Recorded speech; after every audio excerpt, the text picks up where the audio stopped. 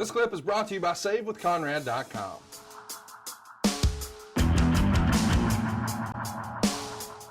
Let's talk about the money for a minute here. You know, we talked about when you first joined Jim Crockett Promotions that it's never really discussed. And you even, told us about the first time you got paid down in Pensacola. But now business is hot. And I'm curious, since it has been a fruitful year, you're able to get that wife, that Nissan, and you're able to get that first house for $74,900 and what have you. Is there a rhyme or reason that you start to understand about the pay scale, or is it strictly a surprise every single time? Yeah, and I didn't know what anybody else was making because it was none of my business, and that's something I've never asked. But during that particular time, Jimmy was high on us. He was high on the Horsemen. He knew our value, and our money was right. It was good. It was going up at a rapid pace. And on those towns where you had 7, 8, 9,000 people and you were on last, you got paid. And I had no complaints at that point. Again, it was more money than I ever dreamed possible. I was thrilled to death. Now, you said a minute ago, you never talked about the money with anybody else. And we've heard a lot of people say that in wrestling. You don't talk about money. You don't ask what everybody else is getting paid. You don't compare notes. And I know you didn't actively participate in that, but I'm sure it had to casually come up if you were excited, if you were disappointed, and maybe you wouldn't say, "Hey, Tully, what did you get?" But there had to be some sort of conversation about, "Hey man, how about those Columbia payoffs?" Right? Never. So you never express any frustration or, indifference. I mean, is that really what it is? It's just a straight no. And if so, who instilled that in you to that degree?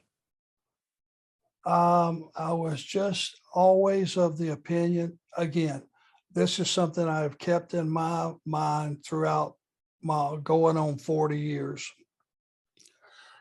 If I re-signed a contract with, let's just say WCW, and it was not what I knew everybody else in the room was making, here's the thought that I put in my head. Okay, what are you worth on the open market to, let's just say, go sell cars?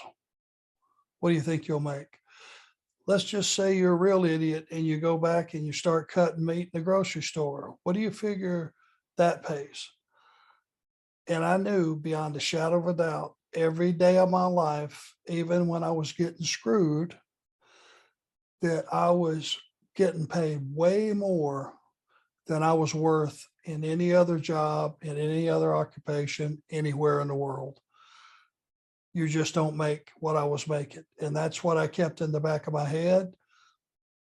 I never asked what anybody made until much later, until we got into the thing where Tully and I were, figuring out where we're going to leave. Then this discussion of money came up, which led to us leaving. But on a regular day-to-day, week-to-week basis, man, I was thrilled to death. Did you ever, I know you've told us before about sort of the end when you go have a heart-to-heart with the Crockett's about income, and ultimately you and Tully decide, hey, we're going to make the jump when it doesn't happen. But in this era, in 86, when things are going well, is there ever, because I assume, based on what I've seen in Jim Cornette's book, you get like a little statement, a stub, if you will, and it lists the towns and it lists the amounts. Do you ever try to go revisit that or ask questions of the promoter? Do you ever, and if you would you talk about that with David or Jimmy or someone else? Nobody. I never discussed money. It was the wrong thing to do because it threw up a red flag with your employer. If this guy's just worrying about that he didn't make enough for Orangeburg, but I paid him $1,500 for Charlotte and he didn't have to drive anywhere. All those things came into play. It was like, you might not get what you thought you should get on let's just say a $15,000 house, and you were a single main event and all that. Let's just say you didn't get what you thought you might, but you turned around, on the next big show and they bumped up your money, maybe more than what it should have been. Jimmy was smart. He would make sure his top guys at that time were making money. So that was sort of your internal dialogue. If you did open up a stub and you were a little disappointed, have a little patience. Let's see what next week looks like. And it usually came out in the wash, you're saying. Yep, 100%. And at the end of the year, you went, are you kidding me? I made this much money. God almighty, that's more money than I made in 1 year. That's more money than I made my entire rest of my existence on earth. Were you, in this era, it was always paycheck stubs, or were there certain promoters, local promoters, who paid in cash? Well, when you work for a territory, there was always a check because they were a business. They had to have their W-2s and whatever that was in place and all that for the tax gimmick. You never got paid. Once I was working from Bill Watts to Continental to Jimmy Crockett or whatever, it was always paycheck. Came in the mail. Oh, wow. So they mailed it to your house. You didn't get it at the towns. Now in Crockett, you could pick it up at the office. Okay. When it was everybody else, WCW or WWF, it was in the mail. I feel strongly that saving money is important. If it's not something we worry about now, boy, we are really going to worry about it later. And I want to help you get out of debt faster and do it with cheaper monthly payments. I'm talking to you if you're in a 30-year loan. Now is the time to take years off of your loan. We're routinely helping our listeners cut 5, 10, even 15 years off their loan. And you can do this without perfect credit with no money out of pocket. You've just got to start at savewithconrad.com. So when you were picking it up at the office, was that something where just help me understand. In real life, guys swing by and pick up their check on a Friday. You guys are in some random town on a Friday.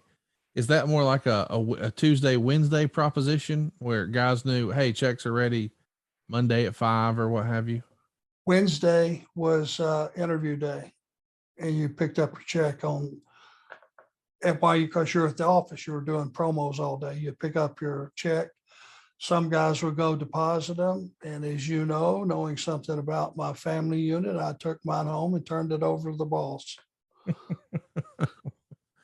I think a lot of guys did that. I remember as a kid, my mom would make the trip out there, pick it up, go take care of the deposit. Dad was just the workhorse. Mom's out there making sure it's where it needs to be. I was on allowance.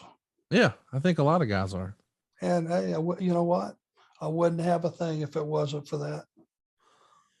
We both know that to be true. Let's move on. Cincinnati Gardens, September 23rd. There's only 1,600 people here, but you're in a steel cage match with Dusty Rhodes for the TV title.